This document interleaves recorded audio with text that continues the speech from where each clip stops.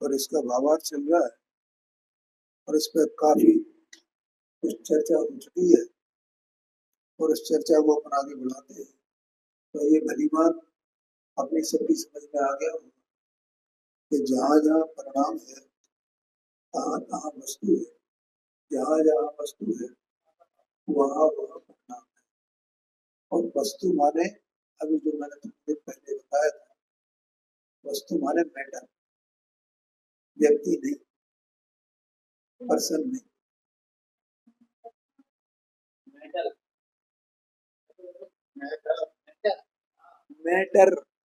MATTER, matter, वस्तु, सत्स्वरूप वस्तु, ऐसा मैं है।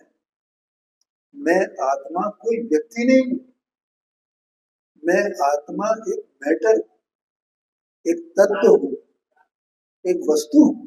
तत्व कहो, वस्तु कहो, पदार्थ कहो, एक ही बात है, उसमें कोई अंतर नहीं है।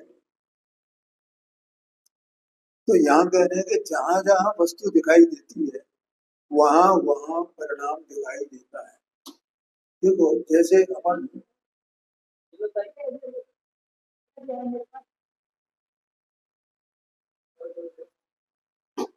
वहां रख दिया करो। देखो जैसे अपन जड़ पदार्थों को देखते हैं ना, तो उनमें वे तो हमें पदार्थ दिखाई देते हैं, ठीक है। लेकिन जब हम अपने बारे में विकल्प करते हैं तो हमें हम पदार्थ ही दिखाई नहीं देते। आया ध्यान नहीं करना कि इसको कोई पर्सन कहेगा कि ये व्यक्ति है, इसको कोई पर्सन कहेगा, इसको कोई पर्सन कहेगा, इस किताब को कहेगा पर्सन है, नहीं है। अरे भाई जैसी ये वस्तुएं हैं, जैसे ये मैटर है, ये कौन सा मैटर है? ये उद्गल मैटर है ना, उद्गल तत्व, उद्गल मैटर। तो ऐसे जीव भी, आत्मा भी एक मैटर है। उसमें क्या है? एक व्यक्ति नहीं है। व्यक्ति से हमें क्या इमेज बनती है? कुछ करने धरने वाला है, कुछ भोगने वाला है, कुछ व्यवसाय करने वाला है, पैसा कमाने वाला है, पंडिताई करने वाला है, नहीं पूजा करने वाला है, आराधना करने वाला है, भक्ति करने वाला है। ऐसा दिखाई नहीं देता। ऐसा वो कर्तापना दिखाई देता है, कर्तापना। लेकिन अगर मैटर को देखें, मैटर ये क्या करेगा? तो करता तो है ये कुछ है, लेकिन ये अपने कार्य को करता है, इसमें इसकी योग्यता है। लेकिन तो भी ये तो जड़ है ना, अचेतन है ना। ऐसे ही आत्मा भी किसी अपेक्षा से जड़ है। जड़ कहा है आगम में, परमात्मा प्रकाश जी में कहा है कि आत्मा भी जड़ है। जड़ है माने कि किसी का कुछ करता धरता नहीं है क्या? है? किसी का कुछ करे धरे, ऐसा नहीं है। किसी का कुछ बिगाड़ करे, किसी का कोई सुधार करे, है? किसी का कोई कल्याण करे, है? किसी को पतित करे, तो कुछ नहीं करता है। ऐसा एक मैटर है आत्मा। अब एक कार्य करता है कि करने का परिणमन तो इसमें है। करना इसको क्या दिखाता है? कि इसमें परिणमन दिखाता है। ऐसे ही आत्मा वस्तु है तो उसमें करने का माने वो परिणमन तो है, लेकिन किसी अन्य का कुछ करे ऐसा वो नहीं है। अब इसको अपन देखते हैं कि ये किसी अन्य का कुछ नहीं करता, ये अपना काम करता है। ये किसी हमारा कुछ करता है, ये कुछ नहीं करता है, ये अपना काम करता है। ये पुस्तक क्या करती है? ये कुछ हमारा कुछ करती है, कुछ नहीं करती है, ये अपना काम करती है। ये पेंसिल है, हमारा कोई काम करती है क्या? नहीं, ये अपना काम करती है। तो ऐसे ही आत्मा एक वस्तु है तो वो अपना कार्य करती है ना। पर का तो कुछ नहीं कर सकती। ऐसा मैटर आत्मा है, ऐसा तत्व आत्मा है, ऐसा पदार्थ आत्मा है। ऐसे समझना। ये अपने को कल परसों मैंने बोला था ये बात है। बहुत समय हो गया पंडित बने बने, बहुत पंडिताई कर ली, लेकिन ये बात बहुत लोगों को खबर नहीं। ऐसे इसका कोई विचार करता ही नहीं है, पंडिताई कर रहे हैं। ये आत्मा एक मैटर है जी। हाँ, तो दृष्टि वहीं जाए ना। बस अब जब मैं अपने में सीमित हो गया ना, क्या कहा, मैं एक मैटर हूँ, जैसे ये वस्तु है तो ये अपनी मर्यादा में है ना, ये अपनी मर्यादा को उल्लंघन कर से करके दूसरे पदार्थ की मर्यादा में तो कुछ नहीं कर सकती है? जैसे अपन ये मोबाइल को पहले क्या करते थे कि इसको यहाँ रख करके और इसको यहाँ जोड़ दिया, ठीक है, और उसमें से आवाज निकल रही है और ये एम्पलीफाई हो रही है। तो बोलो ये इसका कुछ कर रहा है क्या? अभी आवाज निकल रही है तो ये आवाज का कुछ कर रहा है क्या? ये तो अपने चतुष्टय में है, आवाज आवाज अपने चतुष्टय में है, ये अपने चतुष्टय में है। आवाज को इसने कुछ किया ही नहीं है। आवाज तो जो हो रही है वो अपने उपादान से हो रही है। है ना? ये तो अपना कार्य कर रहा है ना। आवाज को वाणी को क्या किया है?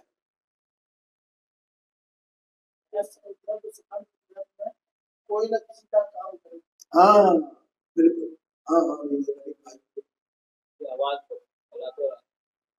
कुछ नहीं कर रहा, ये फैला रहा है, ये समझा रहा है, ये सब निमित्त के कथन है भैया। जैसे ये दूसरे को नहीं समझा सकता है ना, तो भी कहते हैं ना, समझा समझा तो रहा है ना, समझा तो रहा है ना, पर समझा सकता है क्या? क्यों नहीं समझा सकता है? क्योंकि आपका अपना ज्ञान है, उस ज्ञान की अपनी योग्यता है। वो समझे तो और नहीं समझे तो, जितना समझे उतना समझे, जैसा समझे वैसा समझे। ये समझाने वाला कौन है? तो तुम्हारी समझ में आया तो उसका वो निमित्त है बस केवल। लेकिन वो निमित्त का जो चतुष्टय है, वो उसके जो नैमित्तिक है उसके चतुष्टय में तो प्रवेश करता नहीं ना, उसको छूता भी नहीं है वो। ऐसे आवाज की ऐसी योग्यता है तो वो एम्पलीफाई हो जाए, इसका निमित्त पाकर तो वो हो रही है। भाई ये भी आवाज आई है ना जो यहाँ से बोली जा रही है, बिना माइक के बोली जाए, तो ये आवाज है कि नहीं? और माइक से बोली जाए तो आवाज है कि नहीं? तो वो वहां सुनाई पड़ रही है बाहर, तो वो आवाज ही सुनाई पड़ रही है या ये सुनाई पड़ रहा है? तो आवाज में ही ऐसी योग्यता है कि वो एम्पलीफाई हो जाए है? अब ये तो अपने अपनी सीमा में है, ये कुछ कर ही नहीं रहा है, ये तो निमित्त मात्र है। ऐसा हर एक वस्तु अपनी सीमा में है, इसलिए आत्मा एक मैटर है सहज बस, ऐसा अपने को याद रखना है। और ये देह मनवाणी ये अलग मैटर है। मैटर माने मुद्दा भी होता है और मैटर माने पदार्थ भी होता है। हाँ जी। तो अब यहाँ ये बात चल रही है, जहां जहां वस्तु दिखाई देती है वहां वहां परिणाम दिखाई देता है। जैसे गोरस अपने दूध दही घी छाछ इत्यादि परिणामों से युक्त ही दिखाई देता है। माने घी है, छाछ है, दूध है, दही है, ये है ना। तो इनमें ये है क्या? ये द्रव्य है कि गुण है कि पर्याय है? पहले जैसे पर्याय है। पर्याय क्यों है भैया? क्योंकि वे हर समय बदल रहे हैं, उनमें परिवर्तन हो रहा है हर समय। अगर उसमें परिवर्तन नहीं हो तो अपन को दूध कहा जाता भी, देखो एक कितनी देर में 45 मिनट के भीतर उसको गर्म करके रख लेना।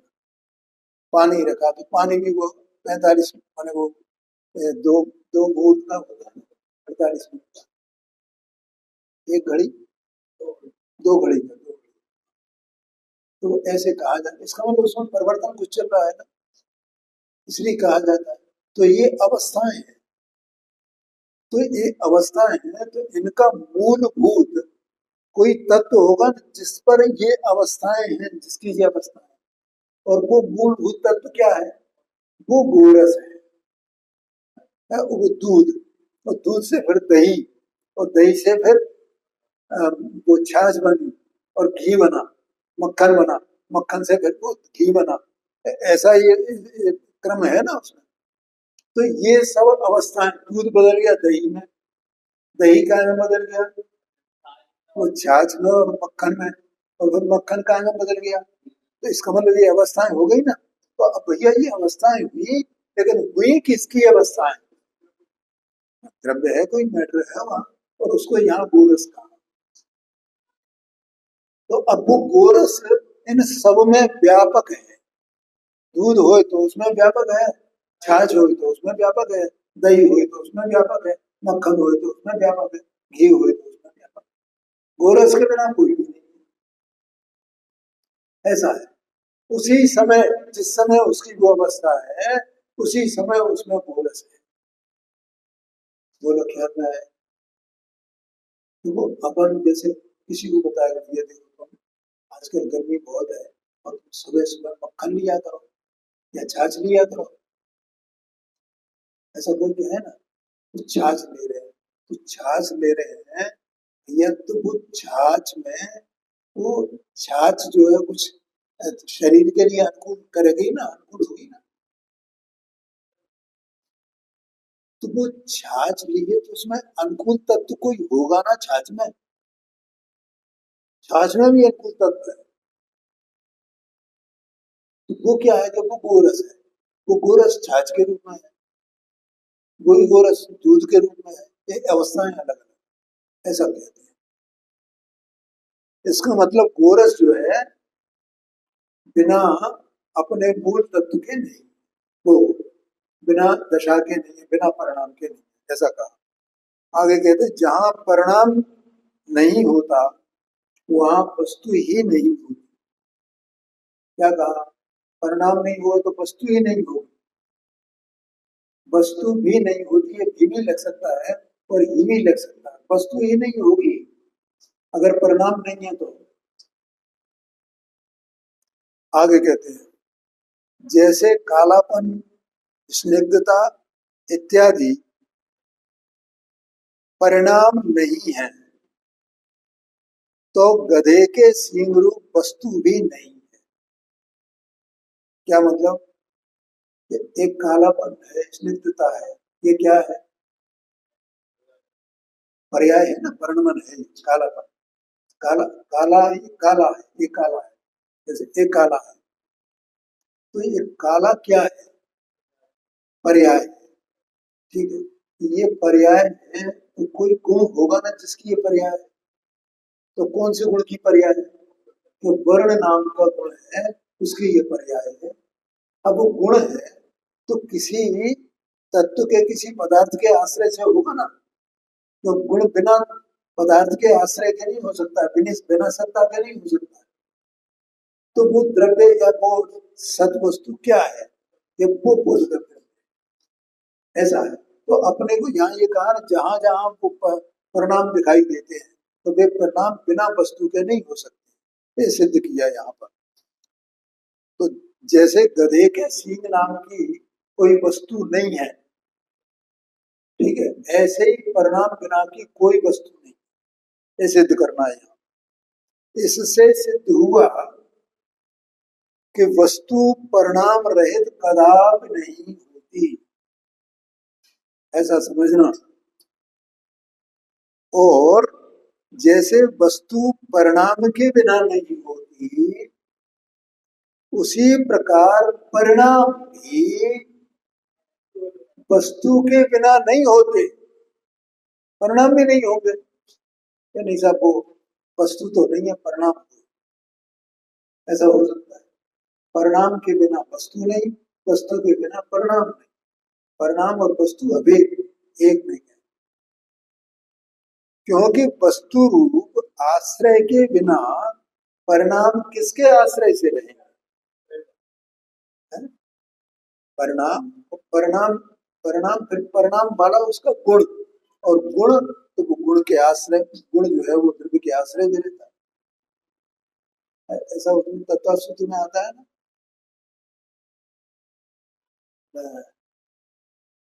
क्या है, द्रव्याश्रय गुणा निर्गुणा, ऐसा करके आता है ना। माने गुण जो है द्रव्य के आश्रय से रहते हैं, लेकिन द्रव्य किसके आश्रय से रहता है?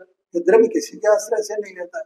द्रव्य को अगर कहो तो ऐसे कहते हैं, जैसे गुण पर्याय द्रव्य के आश्रय से, द्रव्य अपने गुण पर्याय के आश्रय से। द्रव्य किसके आश्रय से रहेगा? अपने गुण पर्याय के आश्रय से रहेगा। गुण पर्याय किसके आश्रय से? द्रव्य के आश्रय से। इसका मतलब द्रव्य गुण पर्याय ये सब एक में है। आया ध्यान में? गोरस रूप आश्रय के बिना दूध दही इत्यादि परिणाम किसके आधार से होंगे? आगे कहते हैं, और फिर वस्तु तो द्रव्य गुण पर्याय में है ना। क्या कहा? हर वस्तु द्रव्य गुण पर्याय में, गुण पर्याय पत्र। क्या नवीन भाई? अपनी भी वस्तु, ये शरीर भी, ये शरीर अपना नहीं है ना, ये अपना है। अपन माने आत्मा, जीव द्रव्य, शाबाश, अपना आत्मा, अपन जीव है। तो अपना ये शरीर है कि नहीं है, ये भिन्न है। ऐसे समझ? तो अपने द्रव्य गुण पर्याय, अब शरीर है तो ये भी कोई वस्तु है ना, तो इसके भी गुण पर्याय होंगे कि नहीं? होंगे कि नहीं होंगे? होंगे, इससे भी गुण पर्याय है। उसमें त्रैकालिक ऊर्ध्व प्रवाह सामान्य द्रव्य है। माने त्रैकालिक ऊर्ध्व प्रवाह सामान्य इसको कहा, माने वो वस्तु हर समय है, उसकी सत्ता है ना, सत्ता को ही यहाँ कहा गया है त्रैकालिक ऊर्ध्व प्रवाह सामान्य, ऐसा करके उसको। तो सत जो है वो द्रव्य का लक्षण कहा जाता है, सत द्रव्य लक्षण। तो सत है माने वो द्रव्य है। क्या बोला? सत है वो द्रव्य है, सत है वो द्रव्य है। अब सत है माने त्रैकालिक है, तो सत है वो द्रव्य है। जैसे ये बात कही गई वैसे ही द्रव्य है वो गुण पर्याय वाला है, द्रव्य है वो गुण पर्याय वाला है। यहाँ सत है वो द्रव्य है, तो वो द्रव्य दृष्टि, दृष्टि का विषय वो द्रव्य को नहीं लेना है यहाँ पर गुण पर्याय वाला द्रव्य लेना है। बोलो भैया, कौन सा द्रव्य लेना? हाँ, गुण पर्याय। तो वो दृष्टि का विषय जो द्रव्य है, हाँ, वो नहीं लेना है। हाँ, अभी तो सामान्य समझो गुण पर्याय वाला। देखो, प्रमाण उसको कहते हैं जब ज्ञान वर्तमान पर्याय सहित अपने को जानता है। ये वर्तमान पर्याय है और एक द्रव्य है, ऐसा दोनों को जाने, या दो भावों को एक साथ जाने, नित्य अनित्य को जाने, सत असत को जाने, उसका नाम प्रमाण है। ठीक है? यहाँ तो वस्तु का ही स्वरूप है, गुण पर्याय, ऐसा थोड़ा सा अंतर है उसमें, भारी ख्याल में आया ना? क्या कहा? प्रमाण किसको कहते हैं? अभी इनका प्रश्न आ गया है। वर्तमान में जो ज्ञान की पर्याय है ना, इस वस्तु की, आत्मा, वो ज्ञान की पर्याय अपने परस्पर विरोधी जैसे भाव हैं, उन दोनों को समन्वय करे, एक साथ जाने कि मैं इस अपेक्षा से नित्य हूं, इस अपेक्षा से अनित्य, मैं इस अपेक्षा से सत हूं, इस अपेक्षा से असत हूं। ऐसी वो ज्ञान की वर्तमान पर्याय, ऐसा जो जानती है उसका नाम प्रमाण है। क्या कहा? समझ में आ गया ना? तो वो गुण पर्याय का तो सामान्य बात है, उसके प्रमाण से मत नहीं मिलाना। अब वो प्रमाण फिर उसमें से नए निकलते हैं, वो भी ज्ञान की पर्याय है। अब ज्ञान की पर्याय अपने को जैसे सत देखे और असत को नहीं देखे, अर्थात परद्रव्य को नहीं देखना, ये असत किस अपेक्षा से है? शरीर की अपेक्षा से असत है ना आत्मा। आत्मा में शरीर की अपेक्षा से असतपना है ना, तो शरीर की सत्ता आत्मा में नहीं है। आत्मा में शरीर की नास्ती है ना। तो वर्तमान ज्ञान की पर्याय अपने को शरीर से नास्ती रूप देखे, इसका मतलब अपने असल धर्म को देखती है, तो वो नए हो गए। वो देखना वो क्या हो गया, नए हो गए। और वो उसकी बात ना करे, अपनी सत्ता की सत्ता को देखे, मैं अपने चतुष्टय से शत्रु, तो वो नए हो गया। आया ध्यान में कि नहीं है? तो इस प्रकार से वो नए बन जाता है, ऐसा समझना। तो अब उसने पहले ही जाना था ना, दोनों को एक साथ जाना था ना, तो वो प्रमाण बन गया, ऐसा समझ। हाँ हाँ, अलग अलग जाने, बस बस। मैं अनित्य की अपेक्षा तो अनित्य देखे, जैसे सम्यक दर्शन, सम्यक ज्ञान, सम्यक ज्ञान, ये सब अनित्य पर्याय है ना। मिथ्या दर्शन, मिथ्या ज्ञान, मिथ्या ज्ञान, ये अनित्य पर्याय है। वृताधिक का परिणाम ये अनित्य पर्याय है। राग ये अनित्य परिणाम है। संवर निर्जना ये अनित्य परिणाम है। मोक्ष ये भी अनित्य परिणाम है। अब इनकी भी चर्चा आएगी कि नहीं आएगी, तो उस प्रकार से उसको जानना, ऐसा आशय है। सात तत्व को जानता है ना, इस प्रकार से जाने। तो वो सात तत्व किसकी पर्याय है? आत्मा की पर्याय है। आत्मा सत्स्वरूप वस्तु है, उनको गौण करके सत्स्वरूप वस्तु को जाना, ये नए का काम है। और दोनों को जानता है, आत्मा सत कैसे है, शुद्ध कैसे है, ऐसे जाना, ठीक है। और पर्याय में वर्तमान कैसे है, उसको भी जाना, प्रमाण ज्ञान, ऐसा है। देखो, तो यहाँ कह रहे हो उसमें त्रैकालिक ऊर्ध्व प्रवाह सामान्य द्रव्य है, और साथ ही साथ रहने वाले भेद वे गुण हैं। वे क्या है? साथ साथ रहने वाले। साथ साथ रहने वाले का मतलब क्या है कि पर्याय साथ साथ नहीं रहती है, गुण साथ साथ रहते हैं, सहभावी। पर्याय एक एक करके होती है ना, तो सारी पर्याय साथ में तो नहीं रहेंगी। एक समय में एक पर्याय साथ में होगी, और वो पर्याय का दूसरे क्षण में विनाश होना ही होना है। वो पर्याय तो रहने वाली नहीं है ना। इसलिए गुणों की अपेक्षा से पर्याय साथ साथ नहीं रहती, पर्याय की अपेक्षा से गुण साथ साथ रहते हैं, क्योंकि गुणों का कभी विनाश नहीं होता है। जैसे द्रव्य का विनाश नहीं होता है, वैसे ही गुणों का विनाश भी नहीं होता है, ऐसा आशय। और साथ ही साथ रहने वाले भेद वे गुण हैं, देखो भेद कहा है यहाँ पर। तथा क्रमशः होने वाले भेद, देखो इसको भी भेद कहा। आया कि नहीं आया? गुण पर्याय वे भेद हैं, क्रमशः होने वाले जो भेद हैं वे हैं पर्याय। आगे ख्याल में। और साथ में रहने वाले जो भेद हैं वे हैं गुण। और इन गुण और पर्यायों को धारण करने वाली एक वस्तु है अभेद। क्या कहा? वस्तु अभेद। उस अभेद वस्तु में भेद का है कि गुण और पर्याय के। गुण कैसे हैं कि वे साथ में रहने वाले हैं, और पर्याय कैसी हैं कि वो पलटने वाली है, इसलिए एक समय में एक रहती है, इसलिए क्रमशः होने वाली, क्रमशः रहने वाली या क्रमशः होने वाली, ऐसा है। बोलो ख्याल में आया कि नहीं है? ऐसी वस्तु है, ऐसा पदार्थ है, ये बताया। कितनी सरलता से समझाया यहाँ पर। हाँ बोलो।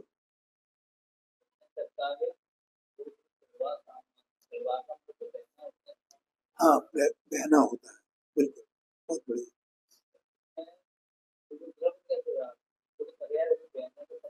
नहीं देखो क्या है, काल की अपेक्षा से ये बात है, पहले भी थी ना, पहले भूतकाल में, वर्तमान में है, वो वस्तु वर्तमान में है कि नहीं है, और आगे भी रहेगी कि नहीं रहेगी, तो तीन हो गए ना काल, भूतकाल, वर्तमान काल, भविष्य काल। तो त्रैकालिक हो गई ना वस्तु है। अब जैसी वस्तु त्रैकालिक है, ऐसे ही उसके जो भेद हैं, गुण हैं, वे भी वस्तु के साथ में रहने वाले हैं, वे भी त्रैकालिक। ठीक है। और उसके साथ में जो एक समय कोई ना कोई समय पर्याय है ना, कोई ना कोई पर्याय है, कोई ना कोई पर्याय है। ऐसी सबकी अभेद वो द्रव्य है।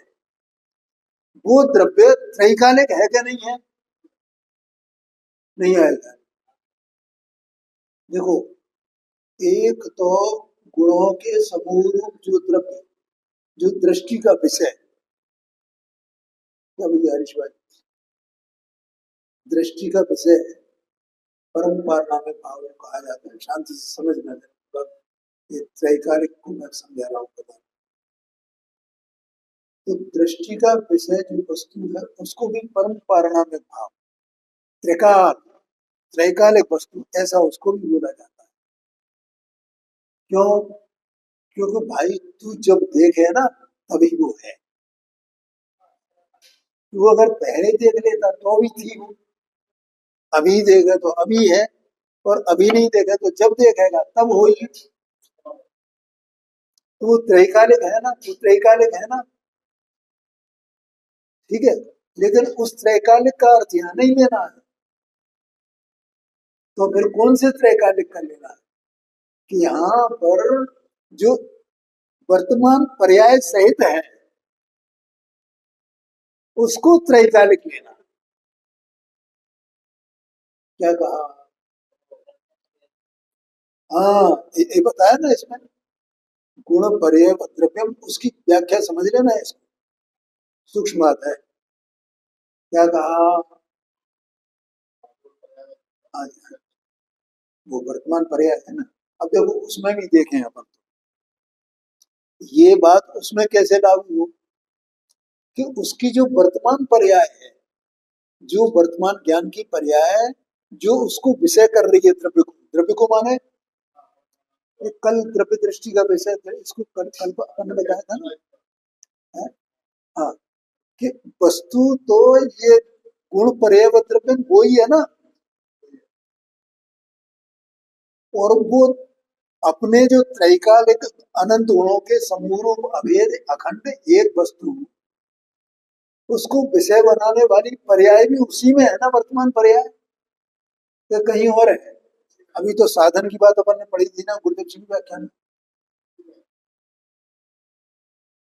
किसको साधन बनाया? आत्मा, ये किसको साधन बनाया? राग से भिन्न करने के लिए। राग भी उसी में है, विकारी पर्याय भी। अब वो ज्ञान की पर्याय भी उसी में है ना। तो ज्ञान की पर्याय अंतर्मुख होती है, माने ज्ञान की पर्याय में भी स्वभाव व्यापक है कि नहीं है?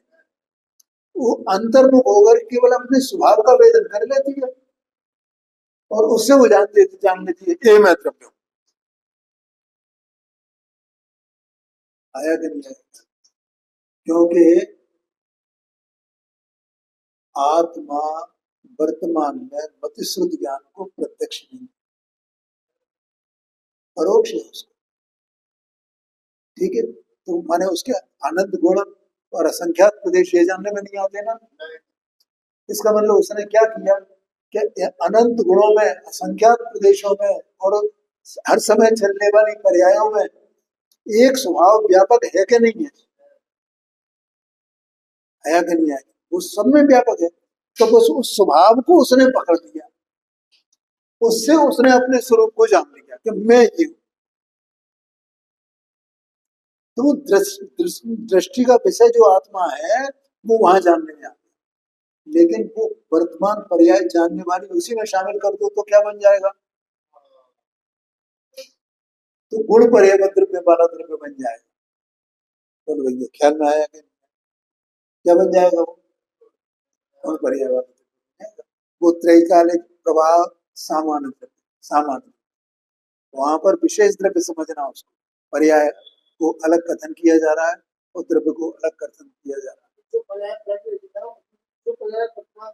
बस बस बस, बस, बस वो गुण पर्याय, ऐसा जो द्रव्य, वो ऐसा द्रव्य वर्तमान पर्याय के साथ में, वर्तमान पर्याय के साथ में, वर्तमान पर्याय के साथ में, वो द्रव्य सदा है ना। क्या कहा? ऐसा द्रव्य सदा है ना। तो सदा है माने त्रैकालिक प्रवाह उसमें द्रव्यपने का है ना। उसमें द्रव्यपने का त्रैकालिक प्रवाह है कि नहीं है? अगर मान लो पर्याय नहीं हो तो, अगर मान लो गुण नहीं हो तो वो द्रव्य द्रव्य हो सकता है क्या? वो द्रव्य द्रव्य ही नहीं हो सकता है, ये बताना है। हाँ। हाँ जी।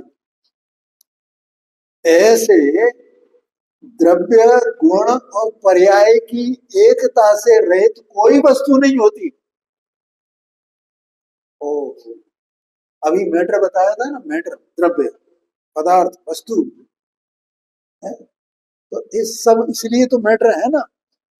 सारे सभी जो जो कुछ भी अपने को दिखाई देता है, अपने ज्ञान का विषय बनता है, चाहे वो स्ववस्तु बने चाहे परवस्तु बने, सब क्या हुए?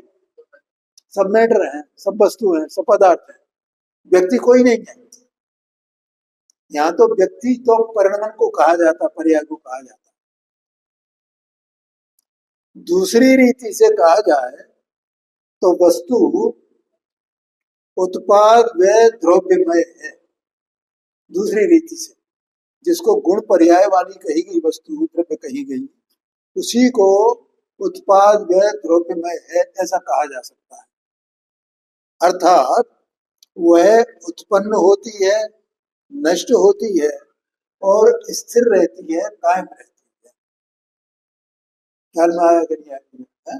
स्थिर रहती माने वो अनंत गुण है ना, स्वभाव है ना उसका, सामान्य स्वभाव, सामान्य स्वभाव, वो तो स्थिर रहता है और उसी में उत्पाद व्यय होता है। लेकिन वस्तु का उत्पाद नहीं होता है, वस्तु का व्यय नहीं होता है। वो त्रैकालिक, क्या क्या था, त्रैकालिक ऊर्ध्व प्रवाह सामान्य जो द्रव्य है, उस द्रव्य का न कोई उत्पाद होता है न कोई व्यय होता है, लेकिन उसमें उत्पाद व्यय होता है। और तो भी वस्तु जैसी की तैसी बनी रहती है। तो ये उसकी ध्रुवता है। हाँ जी, हाँ जी, कोई परिणमन है, कोई परिणमन है, कोई पर्याय है। वो हर समय उत्पाद है, हर समय उत्पाद है, हर समय उत्पाद, उसी को पर्याय कहा जाता है। चाहे उत्पाद है को, चाहे पर्याय को, ऐसा समझना। क्या भैया, किसकी बात चल रही है? अपनी बात चल रही है। अपने को समझना है, हम हमको समझे। इस प्रकार वह द्रव्य गुण पर्यायमय और उत्पाद द्रव्यमय होने से उसमें क्रिया होती रहती है, परिणमन होता रहता। क्या कहा? परिणमन होता रहता है। तो किसमें, किसमें होता रहता है परिणमन? द्रव्य में। वो द्रव्य में परिणमन होता रहता है। तो परिणमन जो होता है, जैसे यहाँ में गुण बताए, गुण भेद बताया और एक एक समय की पर्याय बताई, तो उनका अभेद एक द्रव्य है ना, उसको गुण पर्याय द्रव्य कहा ना। तो उस वस्तु में, उस द्रव्य में क्या गुण पर्यायों का कोई भेद है, कोई विभाग है कि वे सब अभेद ही पड़े हुए हैं, कोई विभाग उसमें नहीं है? क्या कहा कि भैया ये पर्याय का हिस्सा इतना है और ये गुणों का हिस्सा है, इसमें एक क्या कहा कि भैया देखो, कोई हवेली हुए और हवेली में चार भाई रहते होंगे, और सबका अपना अपना हिस्सा हुए ना उसमें, सब अपने अपने हिस्से में रहे। ऐसे जैसे द्रव्य रूपी हवेली में गुण पर्याय रहते हैं, तो पर्याय का हिस्सा अलग होगा और गुणों का हिस्सा अलग होगा। ऐसा नहीं समझना है। जहां जहां परिणाम तहां तहां वे गुण है, जहां जहां गुण तहां तहां पे पर्याय, एक एक समय की। और जहां जहां पे गुण और पर्याय है, तहां तहां वो द्रव्य, जहां जहां वो द्रव्य, तहां तहां भी गुण पर्याय। ऐसा समझना कि उसमें कोई गुण पर्याय का कोई भेद नहीं है वस्तु में। ओ, ये समझे, पर्याय तो ये है, द्रव्य तो ये है, इस बाजू द्रव्य, इस बाजू पर्याय। ऐसा नहीं है प्रभु। वहां भी जहाँ द्रव्य दृष्टि का, वो द्रव्य दृष्टि का विषय ऐसा जो कहा जाता है ना, वहां भी पर्याय और द्रव्य का कोई भेद नहीं है। तो भेद तो भैया ये करके बताया जाता है, विकल्प है, इसलिए उसे विकल्प कहा जाता है। जब वस्तु अपने को अनुभव करती है तो वो भेद होता है, उसमें वहां कोई है। तो पहले भी कोई भेद नहीं था, और ये तो अपन ने अपने विकल्प में खड़ा किया है भेद। तो ये दृष्टि है, ये पर्याय है ऐसा। लेकिन उससे हम क्या मानने लगते हैं, सर्वथा भेद मानने लगते हैं। दृष्टि अलग, पर्याय अलग, वो द्रव्य अलग, दृष्टि अलग, द्रव्य अलग। ऐसा नहीं है। उस काल में भी दृष्टि और पर्याय, वो द्रव्य अभेद ही है। ठीक है, लेकिन वो जो चर्चा आती है कि दृष्टि के विषय में पर्याय शामिल नहीं है, तो उसका मतलब क्या है भैया? हाँ, कि दृष्टि अपने में वो उस पर्याय को स्वीकार नहीं करती, वो द्रव्य पर दृष्टि, वो दृष्टि अपेक्षा से बात है। बहुत सूक्ष्म बात है भैया, बहुत सूक्ष्म बात है। दृष्टि जो है तो स्वयं पर्याय, लेकिन वो अपने को पर्याय स्वीकार नहीं कर रही, बस उसकी स्वीकार की बात है, इतनी बात है। क्योंकि कार्य जो होता है वो पर्याय में ही होता है, तो पर्याय ही अपने को क्या स्वीकार करे और क्या स्वीकार न करे, ये पर्याय का ही विभाग है ना। लेकिन उसका मतलब ये नहीं है कि पर्याय और द्रव्य कहीं उसमें वस्तु में अलग अलग पड़े हों, ऐसा भी नहीं है। ऐसा समझना बहुत सूक्ष्म बात है? समय भी हो गया मेरे ख्याल से। ठीक है, आगे चर्चा अपन करते हैं।